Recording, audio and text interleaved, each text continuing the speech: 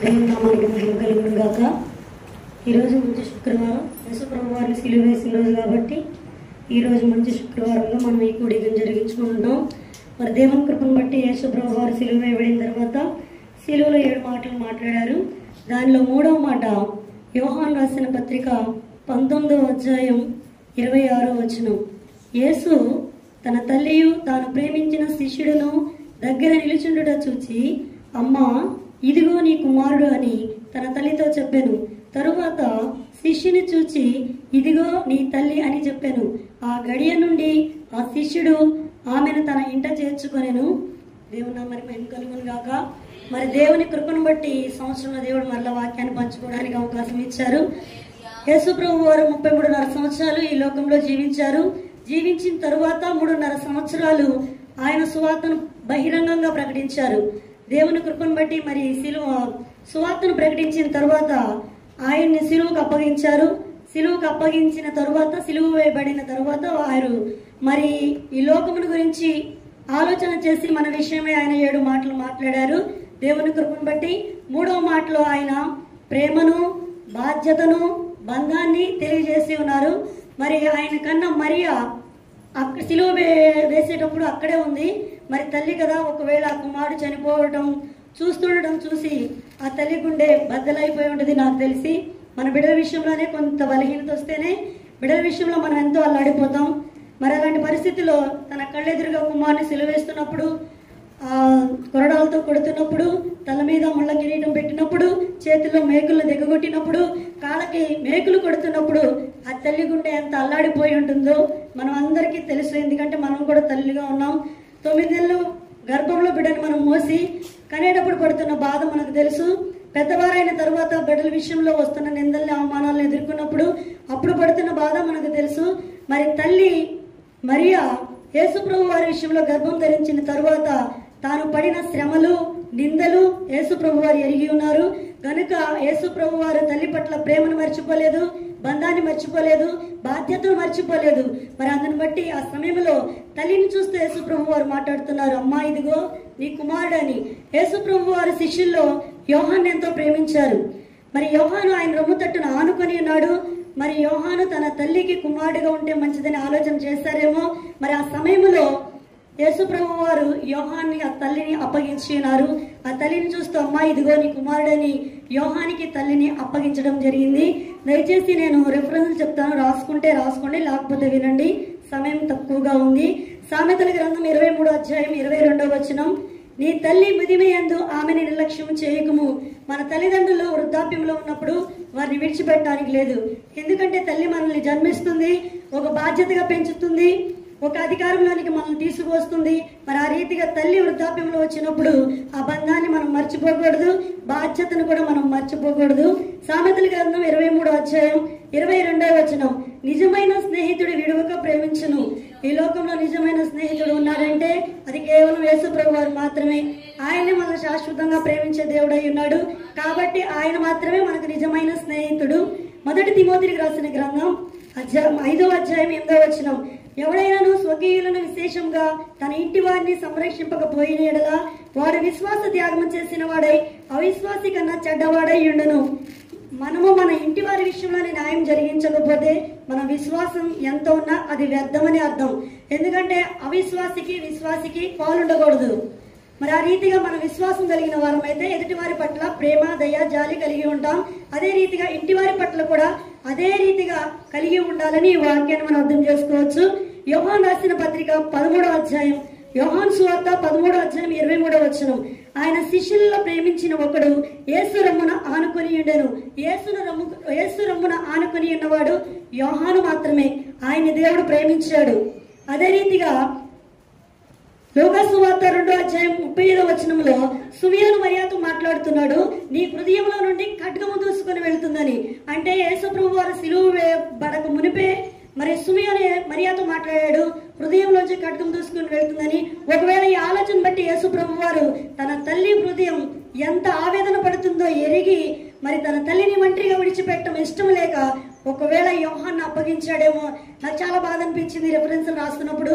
నిజమే కదా, సిలువ వేయబడిన తరువాత ఈ రీతిగా లోకం గురించి ఆలోచించాడు.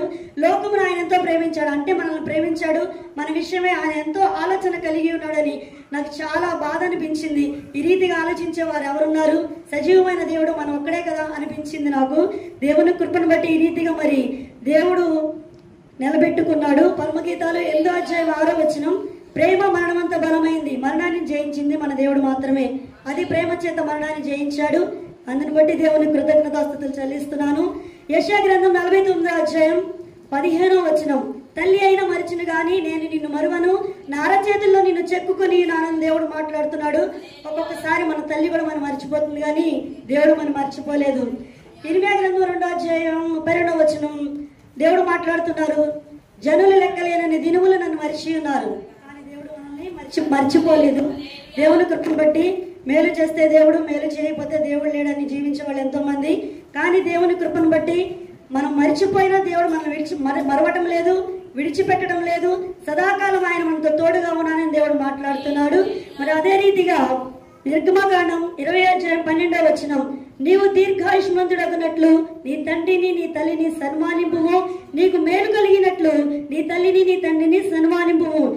మనం మన తల్లిదండ్రులు సన్మానించినప్పుడు దీర్ఘాయుష్మంతులుగా చేస్తారని, అదే రీతిగా మేలు కలుగుతుందని దేవుడు వాక్యం ద్వారా మనకు సెలవిస్తున్నాడు. గర్భంలో తల్లి మనల్ని జన్మనిస్తుంది. మరి ఆ రీతిగా జన్మనిచ్చిన తల్లిని మనం మర్చిపోకూడదు. తల్లిదండ్రులు మనం సన్మానించాలి, మనం చూసేవారిగా ఉండాలి. ఈ లోకం ఎలా ఉందంటే ఆస్తులు పంచుకున్న తర్వాత తల్లిదండ్రులను రోడ్ల మీద విడిచిపెట్టే పరిస్థితులు ఎన్నో చూస్తున్నాం. ఫేస్బుక్లో, యూట్యూబ్స్లో చాలా రీల్స్ పెడుతున్నారు. మరి అలాంటి పరిస్థితుల్లో మనం ఉండకుండా మొదటి నుంచి మన బిడ్డల్ని ఏ రీతిగా అయితే దేవుని భక్తిలో పెంచుతామో, మాటి మాటికి ఉపదేశం వారికి చేస్తూ ఉంటామో, వారి దేవుని సన్నిధి నుంచి తొలగిపోక దేవుని మార్గంలో నడుస్తూ తల్లిదండ్రుల విధేయత కలిగి వారు జీవిస్తారు. ఖచ్చితంగా తల్లిదండ్రులు వారు చూసేవారుగా ఉంటారనే నా నమ్మకం. ఆ రీతిగా దేవుడు మన బిడ్డల్ని పెంచడానికి కావలసిన జ్ఞానమును దేవుడు మనకి ఇవ్వాలి. మరి యేసు ప్రభు వారు ఒకవేళ తల్లికి ఇంకా 4 కుమారులను వారు చూస్తారు కదా అని ఆయన ఆలోచించలేదు. నా తల్లి నన్ను గర్భం ధరించినది మొదలుకొని తాను పడిన నిందను బట్టి, శ్రమను బట్టి, ఆవేదనను బట్టి మరిచిపోక తన తల్లికి ఒక తోడనివ్వాలని యోహానుని మరి దేవుడు సిద్ధపరిచి తల్లికి కుమారుని, కుమారుడికి తల్లిగా ఇచ్చి ఉన్నాడు. యోహాను కూడా తన తల్లిని ప్రేమించినట్లు మరియాను కూడా ప్రేమించాడు. అది చూసిన యేసు ప్రభు వారు మరి యోహానికి తల్లి మరియాను అప్పగించాడు. వారిద్దరిని దేవుడు మరి ఆ రీతిగా నిలబెట్టాడు. మరి యేసు ప్రభు వారు ఈ రీతిగా సిలువలో వేలాడుతూ కూడా మన కొరకు ఆలోచించి ఆయన ప్రేమను కనపరిచి ఉన్నారు. మనల్ని ఆయన విడిచిపెట్టిన వాడు కాదు. దేవుని కృపను బట్టి ఇప్పటి వరకు కూడా ఆయన మనల్ని నడిపిస్తూనే ఉన్నాడు. రాకడకు సూచనలు మనం చూస్తున్నాం. దేవుడు ఈ లోకాన్ని సృష్టించాడు. ఈ లోకానికి రాజు కేవలం యేసు ప్రభు వారు మాత్రమే. ఆయనే మనం స్తుతించాలి, కీర్తించాలి, ఘనపరచాలి, మహిమపరచాలి. ఎంతో మంది నాయకులు వస్తున్నారు, పరిపాలన చేస్తున్నారు, కానీ అది శాశ్వతం కాదు.